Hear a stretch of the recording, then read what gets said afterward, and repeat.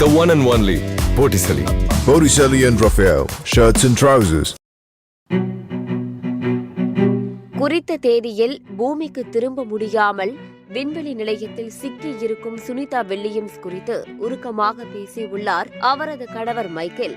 இந்திய வம்சாவளியை சேர்ந்த விண்வெளி வீராங்கனை சுனிதா வில்லியம்ஸும் நாசா விண்வெளி வீரர் புச் வில்மோரும் கடந்த ஜூன் 5ஆம் தேதி சர்வதேச விண்வெளி நிலையத்திற்கு புறப்பட்டனர்.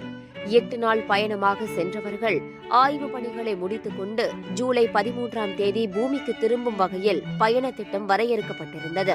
ஆனால் சில தொழில்நுட்ப கோளாறு காரணமாக இருவரும் அப்போது பூமிக்கு திரும்பும் பயணம் ஒத்திவைக்கப்பட்டது. பல கட்ட சோதனைகள் தடைகளை அடுத்து இருவரும் அடுத்த பிப்ரவரி வரை அங்கேயே தங்க வேண்டிய சூழல் ஏற்பட்டுள்ளது.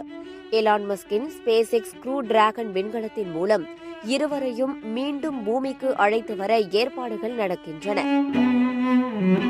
8 நாட்களுக்கு திட்டமிடப்பட்ட இந்த பயணம் 60 நாட்களை கடந்துள்ள நிலையில் அவர்களது நிலை குறித்து பல்வேறு சந்தேகங்கள், கேள்விகள் எழுந்து வருகின்றன.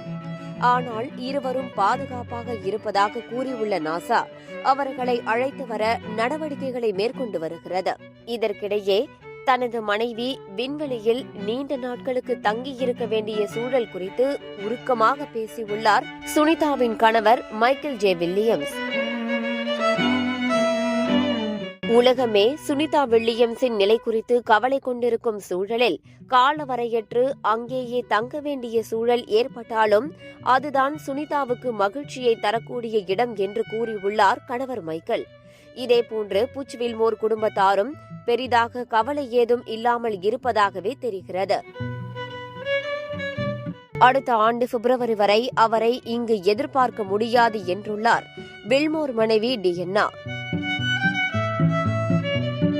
இந்த சூழலில் நாசாவின் அடுத்த கட்ட நடவடிக்கையை பொறுத்திருந்துதான் பார்க்க வேண்டும். பார்ட்டி வேர்னாலும் I prefer Botticelli. எங்க இருந்தாலும் நம்ம ஸ்டாரா தெரியணும் இல்லையா? வெரைட்டியான கலர்ஸ், நியூ டிசைன்ஸ், அதுக்கு மேல star look. The one and only Botticelli. Botticelli and Raphael, shirts and trousers.